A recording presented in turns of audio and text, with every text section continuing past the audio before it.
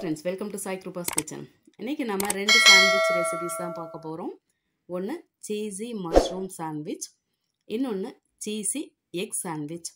இந்த 2 சாண்ட்விச்சஸும் நல்ல சீஸியாக நல்ல டேஸ்ட்டாக எப்படி பண்ணுறதுன்னு பார்க்கலாம் வாங்க. ஃபஸ்ட்டு நம்ம மஷ்ரூம் சாண்ட்விச் பார்க்கலாம். ஒரு பேனை சூடு பண்ணி அதில் 1.25 டேபிள் ஸ்பூன் பட்டர் சேர்த்து அதை நல்ல பட்டர் உருகின பிறகு இதில் 1 டேபிள் ஸ்பூன் துருவின பூண்டு சேர்த்து நல்ல வாசனை வர்ற அளவுக்கு அதை வதக்கி விட்டுருவோம்.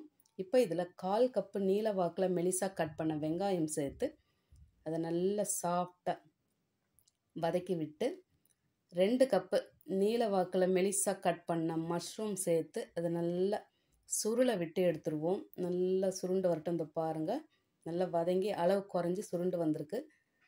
இப்போ இதில் 1 spoon red chilli flakes, 1 spoon mixed herbs, 1/4 spoon உப்பு சேர்த்து இப்போ எல்லாத்தையும் நல்லா கலந்து விட்டு 1/4 கப்பு நீலவாக்கில் மெலிசாக கட் பண்ண red capsicum, green capsicum, yellow capsicum சேர்த்து லைட்டாக வதக்கி விட்டுக்கலாம். ரொம்ப குழையெல்லாம் வதங்க வேண்டாம். லாஸ்ட்டாக 1/4 ஸ்பூன் பெப்பர் பவுடர் சேர்த்து அதையும் கலந்து நம்ம இறக்கி ஆற வச்சுக்கலாம். உங்கள்கிட்ட எந்த கேப்சிகம் இருக்கோ அதை மட்டும் யூஸ் பண்ணிக்கோங்க, மற்ற கலர் இல்லைனாலும் பரவாயில்ல.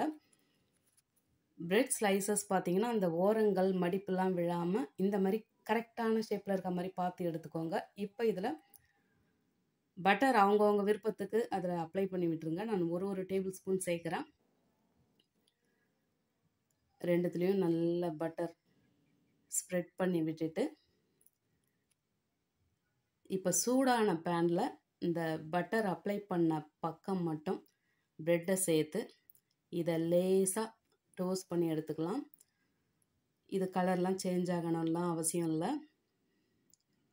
இப்போ இந்த பக்கம் லைட்டாக திருப்பி போட்டு இப்போ இதை நம்ம எடுத்துருவோம். இதே மாதிரி இன்னொரு ஸ்லைஸும் நம்ம டோஸ்ட் பண்ணி எடுத்துக்கலாம். ரெண்டுமே எடுத்தாச்சு. இப்போ இதில் 2 பீசஸ்லேயும் ஒரு ஸ்பூன் மயோனைஸ் சேர்த்துருவோம். எக்கு சேர்த்ததாக இருந்தாலும் பரவாயில்ல, மயோனைஸு எக்கு சேர்க்காமல் இருந்தாலும் பரவாயில்ல. இப்போ அதையும் நல்லா ஸ்ப்ரெட் பண்ணி விட்டு இதில் 2 ஸ்லைஸ்லேயும் ஒரு சீஸ் ஸ்லைஸ் சேர்த்துருவோம்.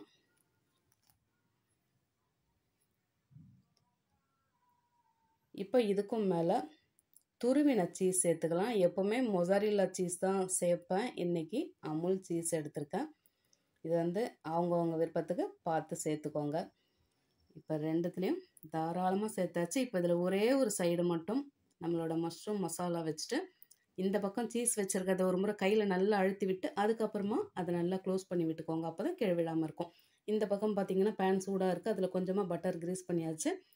நம்மளோட சாண்ட்விச்சை உள்ளே வச்சு லைட்டாக அழுத்தி விட்டு மூடி போட்டு அடுப்பை ஸ்லோவில் வச்சுட்டு ஒரு 3 நிமிஷத்துக்கு அப்படியே விட்டுருவோம். நல்லா உள்ள பட்டர் மெல்ட் ஆகி வரட்டும். இந்த பக்கம் திருப்பி போடும்போது நம்ம இன்னொரு ஜல்லிக்கரண்டி மாதிரி யூஸ் பண்ணாங்கன்னா நம்ம கையை யூஸ் பண்ணால் தான் அது கரெக்டாக பேலன்ஸாக நம்ம திருப்பி போட முடியும். இந்த மாதிரி அவ்வளோதான், திருப்பி போட்டாச்சு. ஒரு முறை லைட்டாக அழுத்தி விட்டுட்டு மூடி போட்டு திரும்பவும் ஒரு 2-3 நிமிஷம் அப்படியே விட்டுக்கலாம். அந்த உள்ளே இருக்க அந்த சீஸில் மட்டும் நல்லா உருகி அந்த மசாலாவோட நல்லா கம்பைன் ஆகி வரணும். தனித்தனியாக எதுவும் விழக்கூடாது. அவ்வளோதான், 2 பக்கமும் நாம் டோஸ்ட் பண்ணி எடுத்தாச்சு. இன்னும் நமக்கு அந்த சாண்ட்விச் மேக்கர் இருந்தாக்கா ரொம்பவே சூப்பராக இருக்கும். அவ்வளோதான், நம்மளோட சீஸி மஷ்ரூம் சாண்ட்விச் ரெடி ஆகிடுச்சு. அடுத்து நம்ம சீஸி எக் சாண்ட்விச் பார்ப்போம். நான் 3 முட்டை ஒரு பவுலில் உடச்சி சேர்த்துருக்கேன். அதில் 2 டேபிள் ஸ்பூன் பொடியாக கட் பண்ண வெங்காயம், 1 டேபிள் ஸ்பூன் பொடியாக கட் பண்ண பச்சை மிளகாய், 2 டேபிள் ஸ்பூன் பொடியாக கட் பண்ண தக்காளி, கொஞ்சமாக பொடியாக கட் பண்ண கொத்தமல்லி, 1 ஸ்பூன் இஞ்சி பூண்டு பேஸ்ட்டு, கொஞ்சமாக பெப்பர் பவுடர், உப்பு ரொம்பவே பார்த்து கேர்ஃபுல்லாக சேர்த்து ஒரு ஃபோர்க் வச்சு நல்ல நுரைச்சி வர்ற அளவுக்கு பீட் பண்ணி எடுத்தாச்சு. இன்னொரு பவுலில் 1 கப்பு நல்ல பொடியாக துருவின கோஸ் சேர்த்தாச்சு. 2 டேபிள் ஸ்பூன் மயோனைஸ், 1 ஸ்பூன் துருவின பூண்டு, 1 டேபிள் ஸ்பூன் டொமேட்டோ கெச்சப், உப்பு தேவையான அளவு, கொஞ்சமாக பீட்சா சீசனிங், கொஞ்சமாக பெப்பர் பவுடர் சேர்த்து இப்போ எல்லாத்தையும் நல்லா கலந்து வச்சுருவோம். இது கொஞ்சம் சாலட் மாதிரி, இது அப்படியே தனியாக இருக்கட்டும். இந்த பக்கம் 2 பிரெட் ஸ்லைசஸ்ஸை இந்த மாதிரி எடுத்துருவோம். இப்போ இந்த நடுவில் இருக்க அந்த ப்ரெட்டை மட்டும் கொஞ்சமாக கட் பண்ணி எடுத்துக்கலாம். இந்த ஓரங்கள் கட் பண்ணி எடுக்கும்போது ரொம்ப எட்ஜுக்கெல்லாம் வரக்கூடாது, கொஞ்சம் திக்காகவே இருக்கட்டும். அந்த பார்டர் மட்டும் நம்ம கட் பண்ணி எடுக்க போகிறோம். அவ்வளோதான், கட் பண்ணி எடுத்தாச்சு. இந்த பக்கம் தவாவை சூடு பண்ணி அதில் கொஞ்சமாக பட்டரை நல்லா தடவி விட்டு அதுக்கு மேலே அந்த ப்ரெட்டோட அந்த பார்டர் வச்சுட்டு இதில் ஃபஸ்ட்டு கொஞ்சமாக அந்த அடித்து வச்ச முட்டையை ஊற்றிக்கலாம். இதுக்கு மேலே அந்த சீஸ் ஸ்லைஸ் ஒன்று வச்சுட்டு அதுக்கு மேலே துருவின சீஸ் சேர்த்து கொஞ்சமாக சேர்த்துக்கலாம். அதுக்கு மேலே திரும்பவும் சீஸ் ஸ்லைசஸ் வச்சுட்டு மேலே திரும்பவும் அந்த அடித்து வச்ச முட்டை கலவை ஊற்றி துருவின சீஸ் திரும்பவும் சேர்த்து அதுக்கு மேலே முட்டை கலவையை ஊற்றி இப்போ மூடி போட்டு ஒரு 2-3 நிமிஷம் விட்டுக்கலாம்.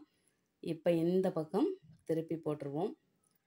அவ்வளோதான், சூப்பராக திருப்பியாச்சு. இப்போ ஓரங்களில் கொஞ்சமாக பட்டர் அப்படியே நம்ம அப்ளை பண்ணி விட்டுருவோம். மேலேயும் கொஞ்சமாக தேய்ச்சி விட்டுக்கலாம்.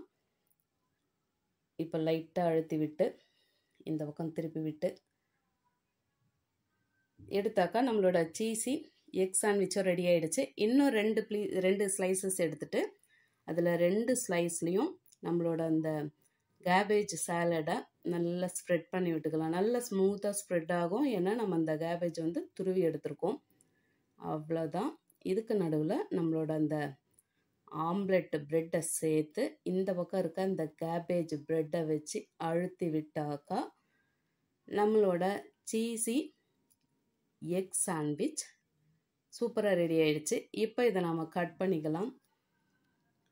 இது நடுவில் வந்து நமக்கு அந்த கரெக்டாக ஸ்கொயர் ஷேப்பில் ஆம்லெட் ஷேப்பு வராது, அதனால் நம்ம அந்த ப்ரெட்டோட ஓரங்களை கட் பண்ணி எடுத்துகிட்டு அதுக்குள்ளே நம்ம ஆம்லெட்டு சேர்த்தோம். இது பாருங்கள், நல்ல கலர்ஃபுல்லாக ரொம்பவே சூப்பராக நம்மளோட எக் சாண்ட்விச் ரெடி ஆகிடுச்சு. அடுத்து சீஸி மஷ்ரூம் சாண்ட்விச்சும் ரெடி ஆகிடுச்சு. இது வந்து நான் ஆறின பிறகு நான் கட் பண்ணி எடுக்கிறதால அதில் அந்த சீஸினஸ் வந்து உங்களால் வந்து பார்க்க முடியலை. சூடாக இருந்தாக்கா இன்னும் நல்ல இந்த சீஸ் வந்து இழுக்க வரும். இந்த பாருங்கள், ரொம்பவே சூப்பராக சீஸி மஷ்ரூம் சாண்ட்விச்சும் ரெடி ஆகிடுச்சு. நீங்களும் இந்த 2 சாண்ட்விச்சும் செய்து சாப்பிட்டு எப்படி இருந்ததுன்னு கமெண்ட்டில் சொல்லுங்கள். ரெசிபி பிடிச்சிருந்தால் லைக் பண்ணி அப்படியே நம்ம சேனலை சப்ஸ்கிரைப் பண்ணி பக்கத்தில் பெல் ஐக்கான் அழுத்தி அதில் ஆலையும் கிளிக் பண்ணிக்கோங்க. தேங்க்ஸ் ஃபார் வாட்சிங்.